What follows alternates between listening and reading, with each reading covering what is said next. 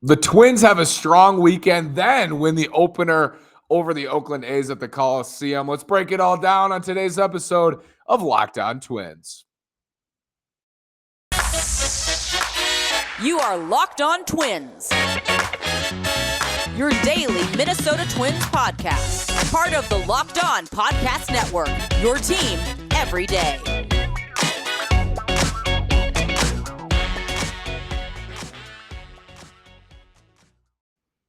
And welcome to the Locked On Minnesota Twins podcast. Today is Monday, May 16th. I'm your gracious host, Nash Walker. Today's episode is brought to you by Bet Online. Bet Online has you covered this season with more props, odds, and lines than ever before. Bet Online is where the game starts.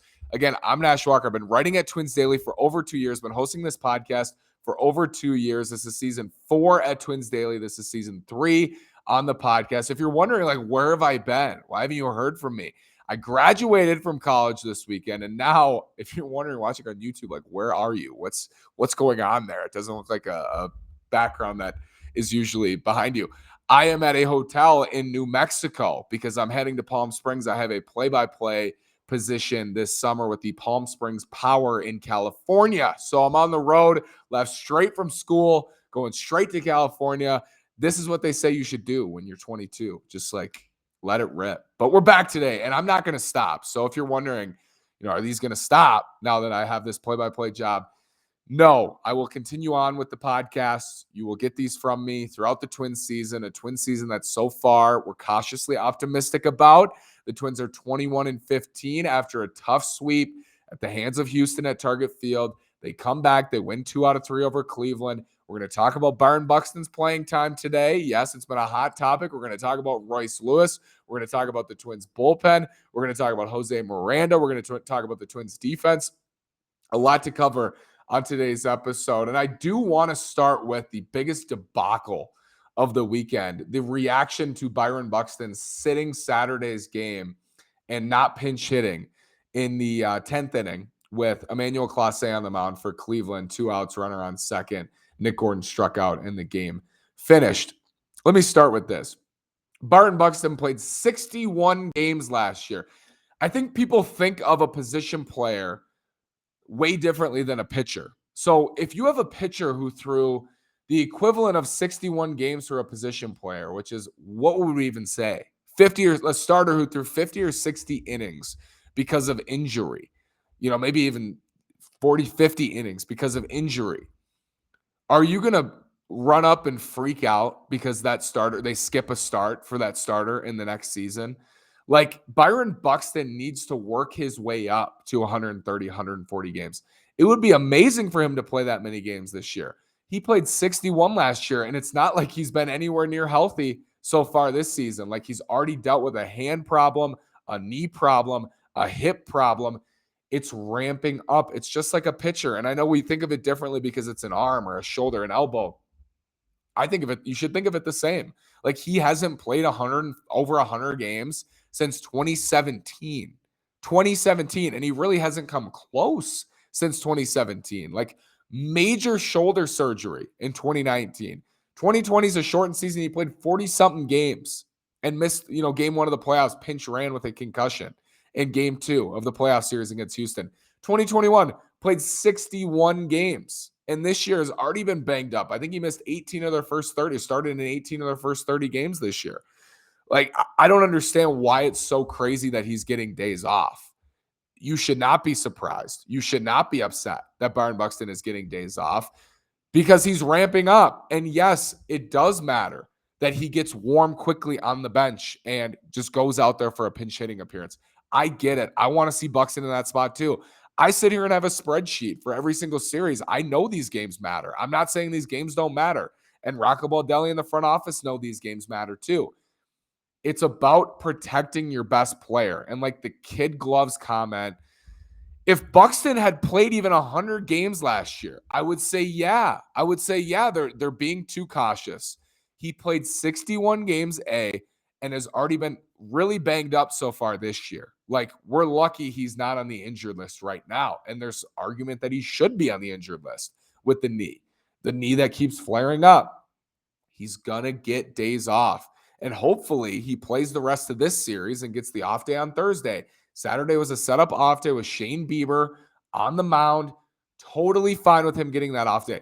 The other part of this is like, people are expecting Byron Buxton. I know how amazing he is. He is amazing. And if anybody's going to do it in the 10th, it's Byron Buxton. Emmanuel Clase is throwing him 100-mile-an-hour cutters. You have 2 outs. You're down by a run with a runner on second. Extremely difficult for any right-handed hitter, any hitter, to get off the bench cold to face Emmanuel Clase. Byron Buxton is not an exception to that. I know he's incredible. I sit here and talk about how incredible he is all the time. He's not an exception to how difficult of a matchup that is for anybody. That's very difficult.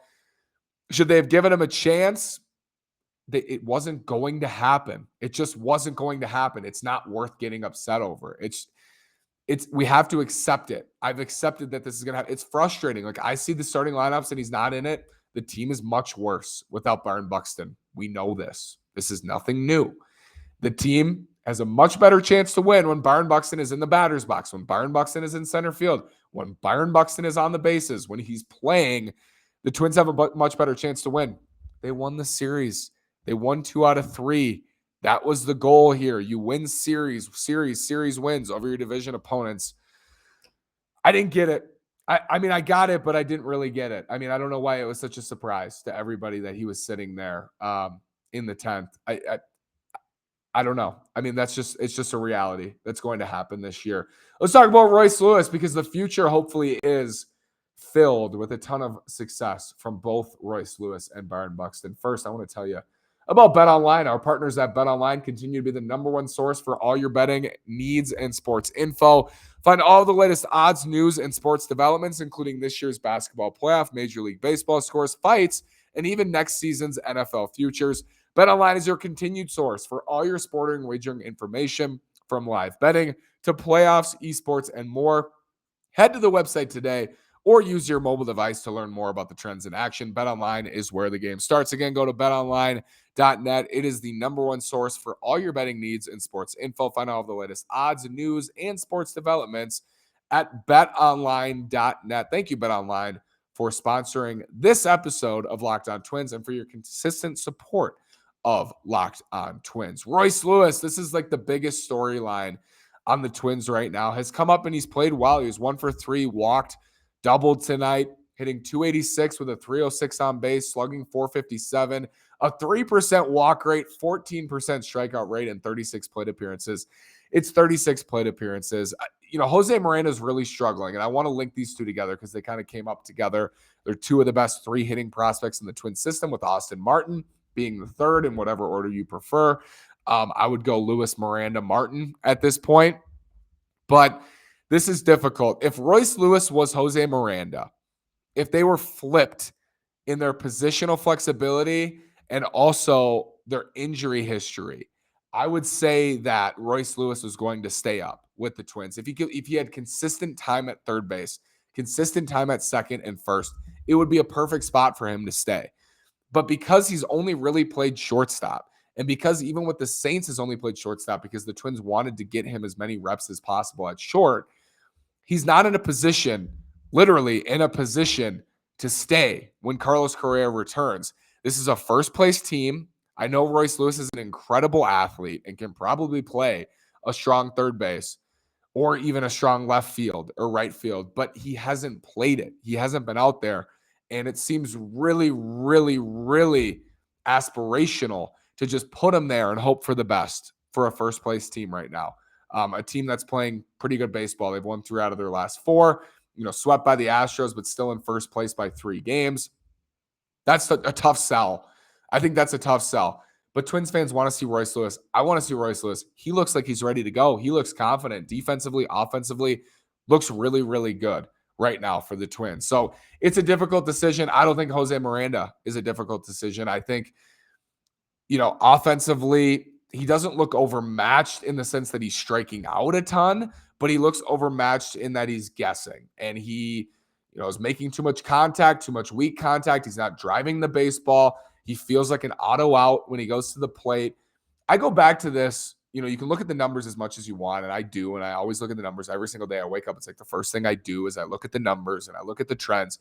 You can look at the numbers as much as possible, but how do you feel when somebody steps into the box? How do you feel right now when Jose Miranda steps in? Not good.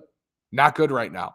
Does that mean I think that Miranda's not going to be an asset for the Twins in the future? Absolutely not. I think he's part of the future for the Twins.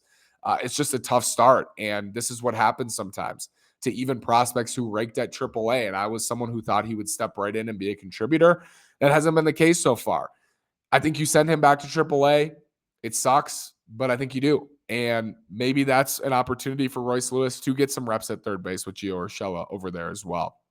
But the Twins right now have some log jams. It's the same reason Miranda wasn't called up last September, even on a last place team, because it's a difficult decision. You have Josh Donaldson at third. You got Polacco at second. At that time, you had Cano and, Kirilloff had been shut down, but you had Cano at first. Bringing up Miranda didn't make a whole lot of sense at that time. Positionally, that's the case right now with Royce Lewis, and it sucks, but they might find a spot for him. I would be willing to see what happens with him playing some third base, DHing a little bit, but absolutely non-negotiable. He needs to play 4 or 5 days a week. That's your bottom line. Like, here's what needs to happen. Royce Lewis needs to play at least 4 times a week, preferably 5 days a week. That needs to happen after all his time off. You owe it to him. I think you owe it to his development, and you owe it to, how well he's played so far. Absolutely. So Royce Lewis, I hope he stays. I don't know if he will when Correa returns. Maybe Wednesday is Correa's return. But that'll be extremely interesting to see what happens. This bullpen, young bullpen, Yennier Cano tonight. Wow. 95, 96 with heavy sink.